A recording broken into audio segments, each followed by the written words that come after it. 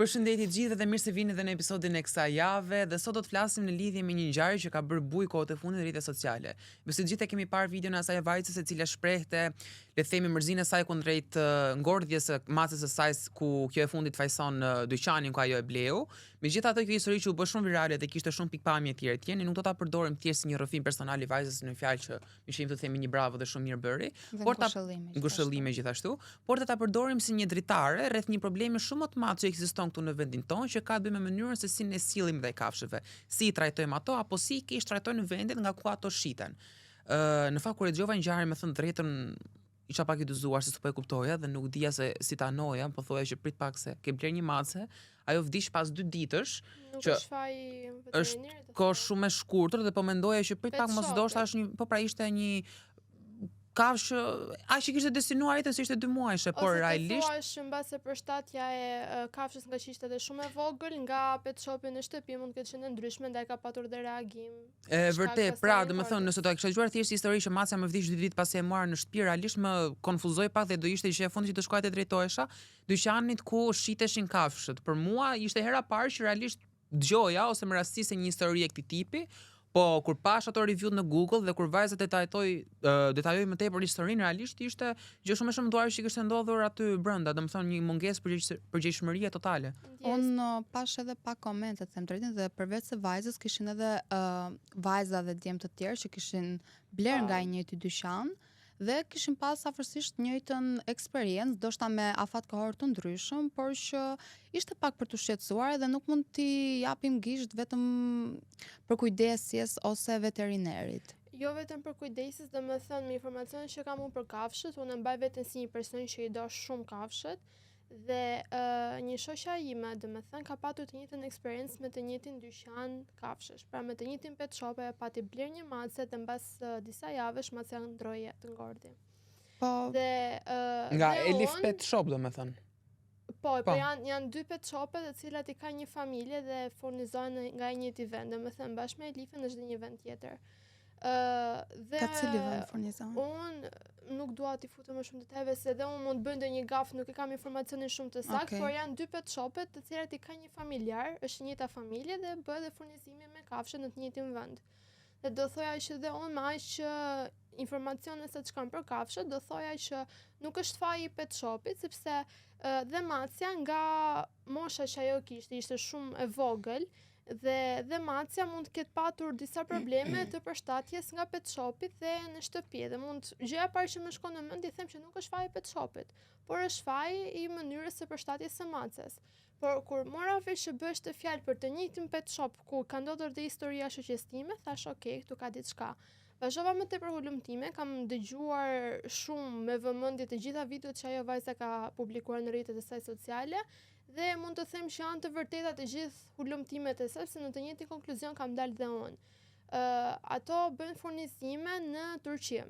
Okay. Dhe macet sidomos kishin një sëmundje të trashëguar ose dhe ngjitse, por vetëm për macet, mes njëra tjetrës. Dhe me logjikë të thjeshtë është një mënyrë biznesi që ato bëjnë, sepse ato blejnë macet me një shifër shumë të ulët, sidomos kur e blejnë macen të sëmur, e kalojnë si gjë, dhe shesin me një çmim shumë të lartë. Pra ato e kanë përfitim dhe pastaj se çfarë ndodh me jetën e macës, ato nuk bëjnë më përgjegjësi.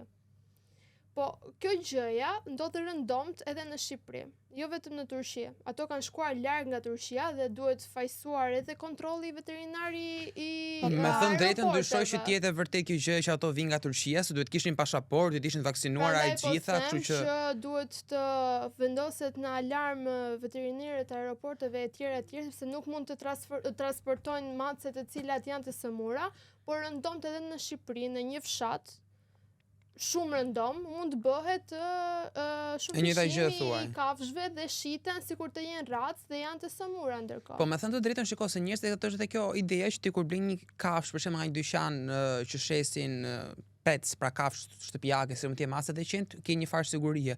Po nuk është gjithmonë ky rast, për shembull mund të adoptosh dhe kafshë nga rruga që realisht pasi të bësh ato vaksinime dhe etapa tjera, mund të jenë shumë më të shëndetshme. Për mendimin tim kjo është edhe një zgjidhje më e mirë, sepse ti përveç se edhe bën një gjë humane në fundit, i jep edhe mundësi një kafshë e cila nuk ka pasur kurrë një shtëpi që të ketë paktën një stre dhe më duket sikur kafshët e rrugës janë më mirënjohëse për vendin e shtëpisë si ato zën ose që dikush ju a jep. Mendoj që një nga zgjedhjet më të mira që edhe kjo gjëja të parandalohet që se mendoj që nuk është e lehtë që një person që është i lidhur me një kafshë ta humbi atë se fundit ajo bëhet pjesë e familjes.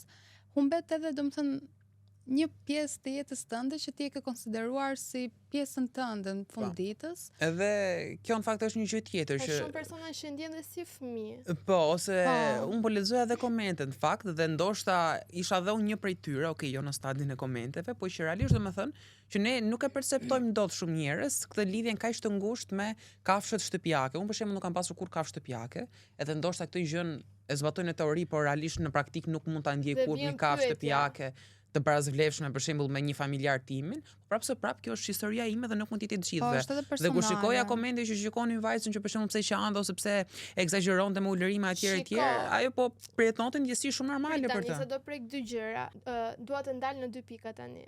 Përmendi që nuk ishe kafsha, ka ndodhur kjo gjë sepse ti ke patur dëshirë, por nuk ke patur miratimin e familjarëve të tua, apo thjesht nuk e patur se nuk e dashur? Me thënë drejtën, ne kam dashur një periudhë kohë një kështu një qend vogël, nuk ma morën në shtëpi se që atëherë ku diun u zgënjeva shumë. Ore, nuk është se nuk i dua kafshët. Për shembull, i kam qejf ti shoh, por në distancë.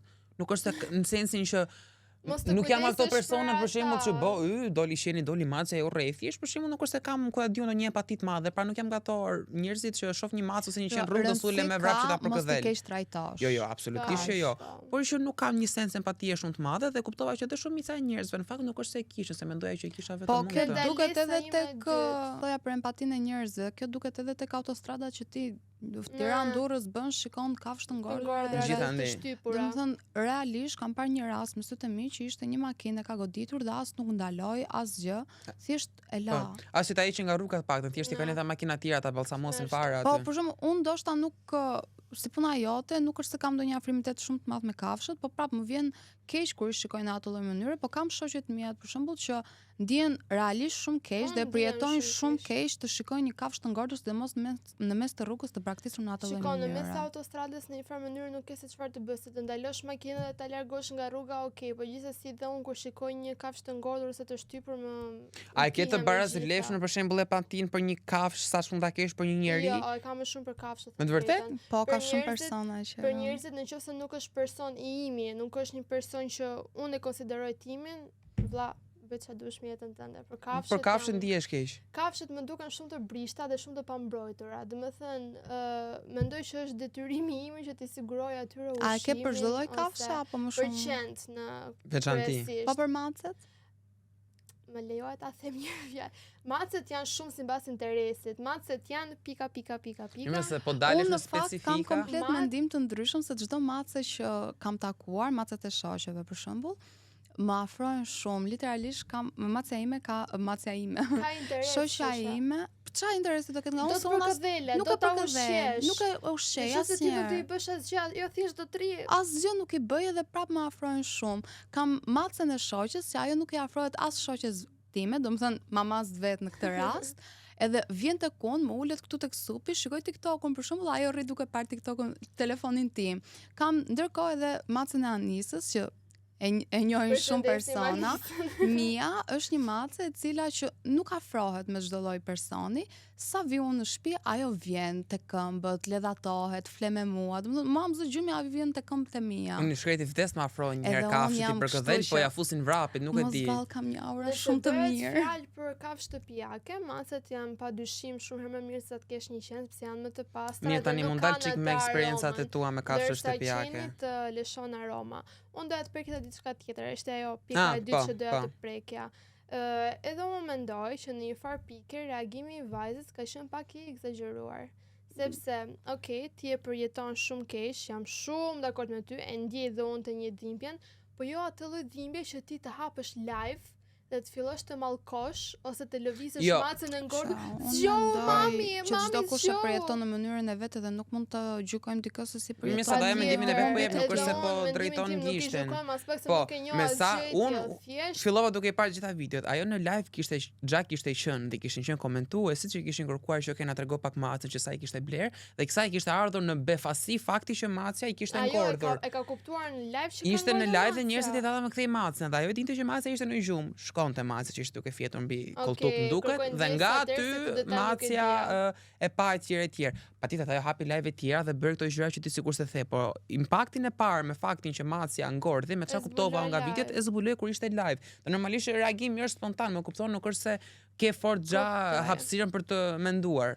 Okej, ndodhi kjo që ndodhi, ja humbe një kafshë. Po unë mendoj që është shumë e vështirë që ti të marrësh një kafshë tjetër pasi ke humbur një të parën, për shembull. Me dhimbjen që ajo ka përjetuar, nuk mendoj se mund t'ja japit një dashuri një kafshë të të dytë. flasëm prapë me eksperiencat e Po pra mia. se ti ke pasur kafshë. Nëse flasëm për kafshët e mia, unë kam akoma 12 peshq, kam patur një breshkuj, kam patur një kavje, kam patur 4 zogj, kam patur dhe 2 Iris kafshë qenush. që duan për kujdesje dhe mirëmbajtje më specifike se sa peshq. Duan mirëmbajtje. Duan peshqit. Peshqi më duket më tepër dekor se sa kafshë shtëpiake. Jo, peshqit janë pjesa e mamit. Po pra, është dekor, a kuptoj, dekor për mamin. Po prap se prap nuk janë thjesht dekor. Ta sigurojnë që peshku duhet ndruar ujë, duhen lar Ai ndrimi ujit më duket shumë i vështirë. Ore, për kujdesin e dua. Po kam përshtypjen që kur një njeri vendos të marrë një akvarium me peshq në shtëpi, primare në mendje ka estetikën edhe dekorin se sa ka që prisun dua kemi peshk. Edhe sinqetësinë etj. Nëse të mbledh, nuk dua të flas shumë. Ha pra vazhdo tani nise. Me 2 qentë e mi, kam patur 2 qentë, tani kam vetëm një, njëri më ka ngordër, e ka shtypur një makinë, saktësisht. Kam qenë shumë e vogël dhe ka ngordër në duart e mia dhe kam kaluar një traumë të frikshme në atë periudhë, të frikshme, por kjo nuk më bëri që unë të ndaloj dashurinë ose mos i përkushtohesha qenit tjetër. Domethënë i kam patur të dy në të njëjtën kohë. E po i ke patur në të njëjtën kohë, po them që imagjino të kesh një kafshë të ngordhë dhe të marrësh një kafshë tjetër. Po jo, ore ti se dashurinë njerëzve mësova më thjesht, po edhe ai momenti kur të ngordhi qeni, domethënë si ishte? Ka qenë katastrofë, domethënë. Ke qarë? Ua, për ditë të tëra. Po atëherë pse për këtë tjetër nuk se thua që është e egzageruar? Po jo të dalë në live tani. Mi me çlidhje ka. Ajo ndoshta ka mekanizëm mbrojtës atë. Nuk e se edhe mund. Sa bish ke qenë atëherë kur të dhe ne po e flasim këtë gjë sepse ajo doli në live, nëse nuk do ditë nuk do. Po, jo, unë mendoj që ajo bëri shumë mirë me thënë drejtën që doli dhe bravo që për kurajën se tërhiqem. Por që po dhonë kam vojtur shumë, sepse siç e thash ka ngordhur në duart e mia, unë kam qenë duke e nxjerr për shëtitje atë, dikush e trembi, ai ja futi vrapit, ndërkohë që ai po vraponte një makinë kaloi dhe e shtypi dhe makina vazhdoi rrugën asas nuk ndaloi asnjë gjë të tillë. Sa traumatike dhe mënyra si e shpjegon. Dhe ka qenë shumë e madhe për mua. Edhe unë kam pasur një traumë të drejtën. Kam pasur një lepër kur kam qenë e vogël. Po, nga që unë Ose do që e therë edhe hëngre. Ja. Kam dëgjuar edhe raste të tilla, kështu që. Duket sikur do hajë ndonjë familjar. Nëse se nuk është se isha e lidhur shumë, sepse në fund ditës ishte një lepur, edhe nuk është se kujdesesha unë shumë kujdesej vllai, po nga që unë kam pasur shtëpinë në fshat, edhe ne mbanim jashtë, po ishte në një kasole të ndërtuar nga babi im. Dhe një ditë të bukur, unë u zgjova në mëngjes, do ikja te lepuri, ta shikoja si isha e vogël, thjesht do shikoj lepurin, ikja unë tek kafazi. Lepuri ishte ngrënë nga qeni i lagjes, i kishin ngel kockat atje dhe e përjetova keq, po nuk qava çuditërisht. Thjesht u mërzita. Mëse lepuri si pellushësh, më kupton. Mund blesh një tjetër. Kështu që nuk është aty. Unë ndërkohë kam kushurirën time që mban lepura, mban shumë lepura tezja ime dhe kushurira ime aq shumë i do, sa për shembull kur marr një lepur që ta konsumojnë, ajo nuk e ha dot, nuk ka shanse. Domethënë ka shumë të vështirë. Vetëm për lepujt apo për të gjitha kafshët në përgjithësi? Edhe për kafshët, sepse edhe kur kam, po, jo tipike. Jo vegetariane. Për tu rikthyer dhe pak më në brendësitë e çështja, sepse ne nisëm folëm që dhe sqaruam shumë shkurtimisht, ndoshta duhet ta sqarojmë pak më gjatë çfarë ka ndodhur për njerëzit, se kam përshtypjen që mund të ketë ato që nuk janë njohur në film me rastin, pra me pak fjalë. Një vajzë që jetonte në Greqi erdhi në Shqipëri dhe bleu një mace tek Elif Pet Shop që ndodhej në blok me çka tha ajo. E la për disa ditë aty duke qenë se nuk ishte ku ta merrte në hotelin ku po qëndronte. Dhe do shkonte ta merrte, bëri pagesën e gjithçka etj.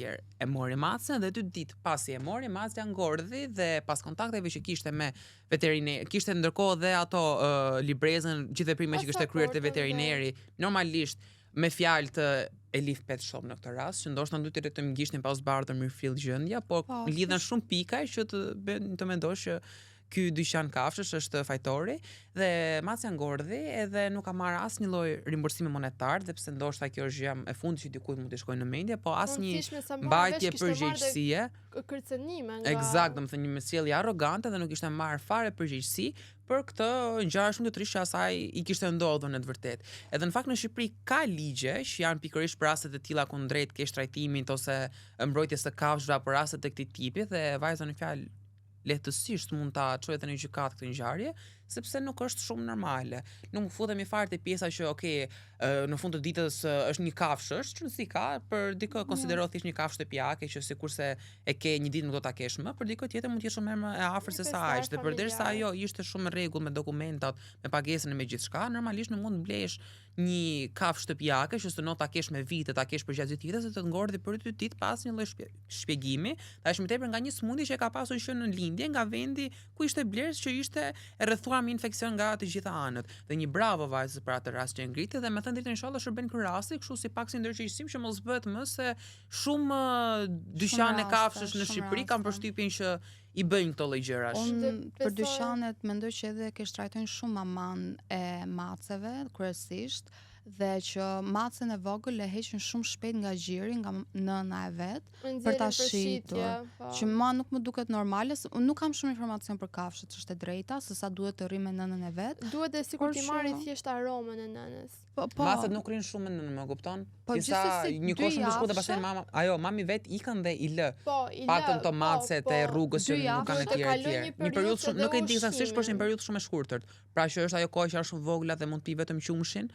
Nuk dua që të zgjatem shumë, por është kjo tema shumë e gjerë për mua. Kam dhe eksperienca të tjera me kafshë të ngordhura, dhe pse jo t'ju informoj dhe juve se janë të dobishme.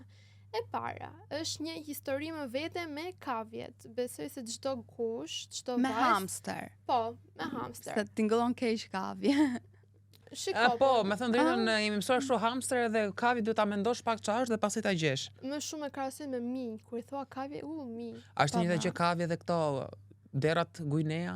Jo, kavje është një mjush i vogël. Kam pas dhe unë kavje. Po dhe Guinea pigs ashtu, nëse okay, vazhdoj Iris. Vajzat kam patur nga një kavje, jam e sigurt për këtë gjë. Ke pas teorit? Po. Oh? E kemi pas në shtëpi tëra gocat e shtëpisë e mbanim. Të gjitha vajzat që unë kam patur nga një kavje në jetën e tyre. Unë kam patur 2. E nisim që këtu muhabetin. Një fun fact për kavjet është që kavjet kalojnë në gjumë letargjik. Pra kavjet në gjatë dimrit bëjnë gjumë letargjik. Dhe shumica e personave që unë njoh, pikërisht gjumin e tyre letargjike, mendojnë se kavja ka ngordhur dhe e hedhin. Mundësisht. I njëjti rast, sekonda? Prandaj po them, ret vëmendje. I njëjti rast ka ndodhur edhe me kavjen time të parë, në të cilën unë kam patur një lojë me atë, që sa herë prekja në mes të barkut, ajo lëvizte dorën ja bënte kështu. Unë zgjohem një ditë të bukur dhe që kavjen time në gjumë që as nuk jepte dhe as nuk merrte. Dhe unë e kap në dorë tunde shkund, ajo asgjë. Unë atë e mbaja më mirë se sa qente. Fuset ajo topi qelçi dhe në shkollë merja me vete me top qelçi. Sa vjeç ke qenë? Kam qenë klase 4, 5, 6, 7, 8 deri në 9. Domethënë gjithsesi 4 vite pas harrojt shumë ajo. Kam patur 2 kavje po them. Dhe se jetojnë aq shumë hamstera? Jetojnë. Unë mendoja se ajo ngordhi. Edhe ajo në të vërtet ka qenë në gjumë letargjik. Në çfarë periudhe ka qenë? Në dimër, në fillim të dimrit. Jo, imja ka ngordhur nga prilli. Dhe domethënë thjesht u zgjova një ditë, shkova te kavja e tundja dhe ajo as nuk jepte dhe as nuk merrte, dhe papi që më thot mua mos u mërzit, unë që filloja qaja. I bëra gati, ke vërsh ato shkrepset e mëdhaja që kam pas qenë të mëdhaja, janë ngjyrosa, ja bëra arkivoli, shkruajta emrin. E bëra gati. Gjithë kemi nga një histori me një kafshë që kemi varrosur. Po, doja ta varrosja, i hapa gropën, në moment të fundit i them prit ta bëj edhe një herë këtë që i kam pas bërë, dhe thjesht ja bëj kështu te barku dhe ajo filloi të lëvizte dorën. Se fut kohë, pas ka varrosur për së gjallë. Jo, nuk e varrosa sepse lëvizte dorën. Ishte E figurativ. çova në veteriner, veterineri më informoi që kavjet kalojnë në gjumë letargjik. Po, kjo Dhe pjesa. shumica e shoqeve të mia i kanë hequr. E kanë heq nga që ajo gjumi, i e kanë mos fut të- tek VC-ja dhe kavja është larguar në Po, botën tjetër vetëm se po flinte rrugtimi gjumë kavjeve shkreta. vazhdon. Kavja ime tjetër ishte femër. Dhe i gjeta ashtu kështu një burr, u martua, Shtatzan. ngeli shtatzan, po më lindi dhe këlyshët e saj të U vegjël. Më pjelluan, fal. ka thënë Ai njëra hëngër. Pjellon. I hëngri, I hëngri. po. E di se edhe shoqja Dhe ime ja ka ngrënë. Është diçka që e bëjnë të gjitha kavjet. Jo shoqja, nuk i hëngër shoq. O zoti i madh.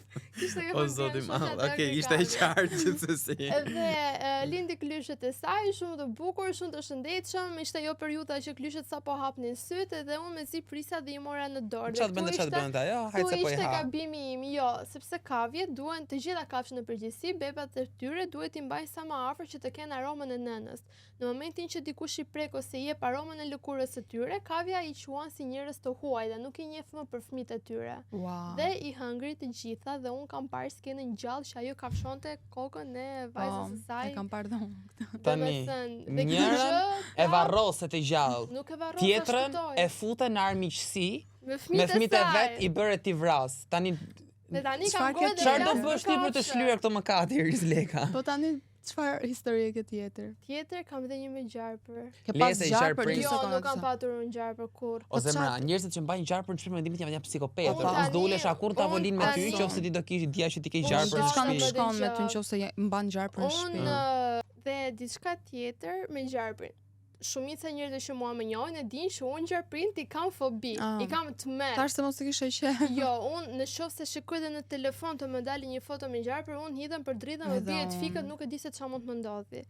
Por, kjo gjë më Nuk ka mundem. ndodhur pas një periudhe të caktuar. Pra, domethënë deri nga klasa e 7 e 8, unë dhe familja ime shkonim çdo vit me pushime jashtë shtetit dhe aty vjen disa njerëz që vinë me gjarprime, papagaj dhe unë bëja Shiqe. foto çdo vit të jetës time, kam ka një foto me gjarprin që është i përdredhur në qafën time.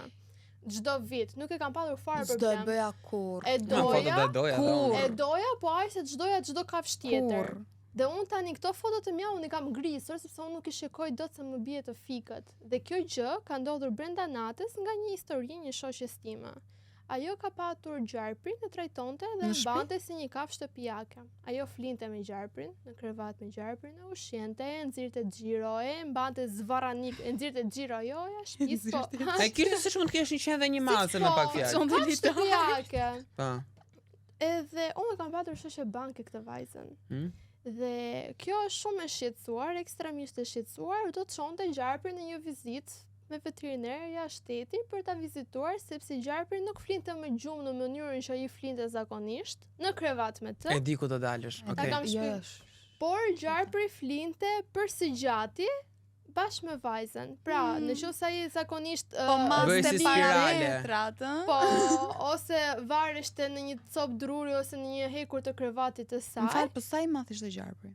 Goxha, tani ai bëshëm, arriti i gjatë derisa arriti gjatësinë e vajzës që flinte gjumë. Okej, po dhe flinte për si gjëre. Ai dhe shtrihej njëjtë si vajza deri në momentin që të arrinte dhe shtrihej që të arrinte Po. gjatësinë e vajzës. Dhe kjo mendonte se ai kishte një problem. Po, mendonte që ishte i smur dhe e çoja shteti për ta vizituar. Po. Më fal, E di kjo që- histori po më jep punk. Prit deri në fund. Vajza po na E di ku shikon do të tani dhe nuk e di se çfarë mund të ndjej ajo për këtë gjë që unë po e shpjegoj. Dhe personi veterineri jashtë shteti i ka thënë që ti duhet ta mbysësh tani në sekonda as mos e merr me vete fare, sepse ai po mat për masat e tua trupore deri në një moment që ta ndjej trupin e tij gati për të ngrënë ty. Domethënë gjarpri thjesht të kullufit kështu siç je. Po s'thon kot më që gjarë për funditës, ta rrisësh, ta mbash, ta ushqesh, ta nxjerrësh xhiro e të haj. E po shiko, me thënë drejtën, tani Duhet të marr pak a e vetë. sa e shoqes tate, ta palita nis nuk mbahet. Ore, se njerëzit kanë sa si ajo videoja që doli para sa koshte, ku shkoi tema sot i madh. Ma ato që mbajnë luanën në obor. Kafsha e egër është kafshë e egër, I nuk është pulla- burr. Paska se njerëzit janë kafshë të egra për vete, nuk mbahet kafsha e egër në shtëpi. Qetso. Ku të çon mola aty të mbash gjarpër edhe luan në shtëpi. Po normal që të Jo, vdesësh do të haj. është, Po tani nga një anë, se gjynafsa dur se janë njerëz, po vetë ju bren me nderja se nuk futet gjarpër në krevat e nuk mbahet luani obor në shtëpi, nuk është normal. normale kjo. Tani si janë njerëz i budallën e lan nam, ç'është kjo tani pa sens. Megjithatë, për të kaluar te një pjesë shumë e rëndësishme e kësaj tematike të ditës së sotme, se ndoja të se ja pa të pjesën e kafshëve endacake, kafshëve të rrugës. Me thënë drejtën e di si është bërë tani sikur kudo që të shkosh, në çdo rrugë që do ecësh, do shohësh mace, qen, etj që janë endacake që rrinë te koshat e plerave. Edhe janë bërë kështu si element thelbësor të rrugës, me kupton siç janë gurë, siç janë kazanat e plerave, siç janë makina, domethënë është bërë aq që parë e zakonshme, është shpesh për syrin tonë që aty janë edhe kafshët. Por të paktën janë të vaksinuara. Gjitha? Jo të Qend, unë di. Shumica po Në fakt ka marrë bashkia, ka këto kohë të fundit. Kështu që për këtë, domethënë, është gjëja më minimale që mund të bëjnë, po të paktën është bërë. Po, që të vaksinohen se edhe mund të bëjmë ndëllishje të tjera, po prapë se prapë. Nuk do vaksinohen rregullisht. Ka shumë gjëra të tjera për të bërë, kupton, po që të paktën mos të vitet ha në mes të rrugës, më kupton, të të bëj çarçaf aty. Do shumë kohë që të sensibilizojmë deri në atë stad që mos të shikojmë fare qen ose masë. Po prapë neve ne jemi mësuar aq shumë ato aty. Po sa s'na bëjmë përshtypje. Po prandaj do të bëjmë diçka që dhe ato kafshët endacake të kenë një vend të tyre. Siç po thosh, është një qendër strehimi për kafshët e pastreha. Okej. Në Tiranë dhe në vende të tjera, por a është e mjaftueshme kjo për të gjitha kafshët, sepse ka pafund kafsh në rrugë, pafund. Edhe njerëzit e kenë shtratojnë shumë. Po. Po kafsha nuk të sulet kur pa ngacmuar. Shikon, ndonjëherë ato të vinë nga mbrapa se duan ndonjë ushqim ose kanë qef. Mua një më është sulur një qen. Vetëm nëse janë në tuf, nëse ka qef, kam qenë në fshat, në jo në qytet. Mund të sulen, po vetëm nëse nuk e ngacmon, nuk të ngacmojnë. Edhe unë jam një person që mendoj shumë në ndjeshmëri. Kafshët janë shumë të ndjeshme. Nëse ata e ndjejnë që ti i ke frikë, do ndodhe diçka. Nëse ata ndjejnë dashuri prej teje, nuk ka shanse të ngacmojnë. Po më thonë ato të sulen nga mbrapa, ndoshta duan dashuri, duan t'i japësh ndonjë gjë. Jo, ai që musulman nuk mendoj se ka dashuri, them drejtën, ai që më është sulur mua, kam qenë e vogël, mund kam qenë diku tek 6 vjeçë, 7 maksimumi, dhe isha në fshatin e babit dhe doja se s'bën që të mblidhja qershi. Iki unë tek rruga për të ikur tek pemët e qershisë, edhe në mes të rrugës ishte një kolibe qeni. Ishin dy në fakt, po njëri ja bënte tërkohën, lehte, domethënë, ja bënte ham. Edhe Ase ja bënte mjau. Okej. Edhe mami po më thoshte që Nela mos ik atje sepse Nela. Po, të shpis time mam thrasin Nela. Mami, mos më bën nervoz. Mami. Okej, çfarë tha mami, mos ik atje, okej. Mos ik atje, ma bënte sepse se shikon, se ishte dhe tëra i qenë, kupton? Edhe, thash unë se kam frikë fare. Ndërkohë, sa kam hedh hapin e parë, ai është lëshuar nga zinxhirët, se ishte në zinxhir, edhe vetëm kur shikoj një qen që ishte drejt meje, po me një vrap të tmerrshëm, pa menduar fare, thjesht jam kthyer dhe kam vrapuar, pa kthyer kokën mbrapa, po aq shumë kam vrapuar sepse kam ecur aq shumë sa unë nuk po e shikoja fare çka kishte ndodhur, ndërkohë që qeni ishte ndaluar në pikën që unë isha nisur, e kishte ndaluar mami dhe i zoti i qenit, domethënë kishte ardhur e goditi pak. Ndjes.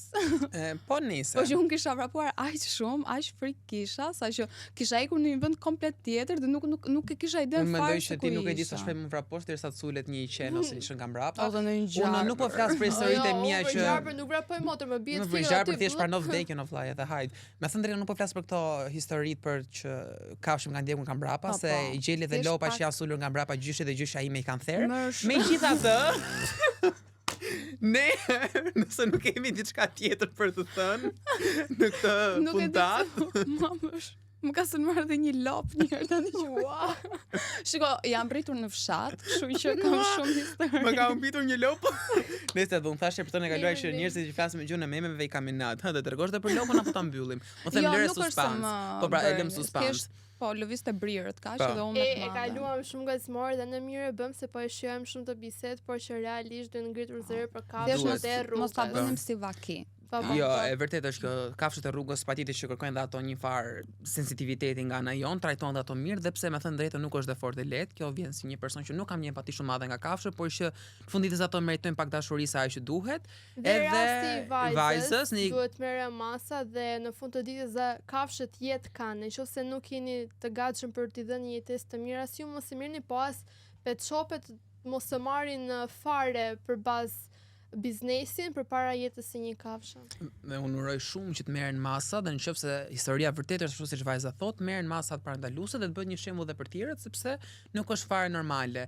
Dhe tani që Big Brother i mbarohet dhe Gjesti u shpall fitues, dhe gjëja që merr vëmendjen më të madhe në shqiptarëve iku, njerëz votoni. Shumë e rëndësishme. Po vinë zgjedhjet, votoni për atë parti që ju mendoni që meriton të qeverisë nesër pas nesër, që mos kemi më kafshë pas treha dhe shumë gjëra të tjera që neve na nevojitet në vendin ton, votoni, mos neglizhoni me datën 11 maj. Do prisni pak në radhë, po punë e madhe se nuk është shumë i gjatë si procesi, vetëm pritja mund zgjat si pak, ndoshta. E kështu pra mbyllim për sot. Mua më kujtua diçka komplet kështu pa lidhje, kur ti përmend Big Brotherin, thjesht para disa ditësh po bënim bashkë me stafin e Top Channel, po bënim planin e fan klubit të fundit që do jepi. Një qen ju su live Valbona Millit. Po e kemi parë atë neve ajo videoja e gazetës. Nëse, kjo është një informacion shumë i nevojshëm për ta ditur njerëz dhe me këtë informacion kaq domethënës për jetën tuaj ne po e mbyllim sot me këtë shprehje, çai bie natën e mirë miropafshim. U kry çdo sen. Thjesht votoni, realisht votoni as se keni votuar dhe Gjestin. Mos u bëni si Redi që nuk interesohet për politikë. Po dhe kjo do votoj këtë ditë, kështu që se bëjmë shaka, votoni. Në një video në TikTok para disa javësh ka thënë që jam pak e mërzitur këto kohë, por nejse, ciao njerëz. Kjo mbyllja jo më bë hyrje.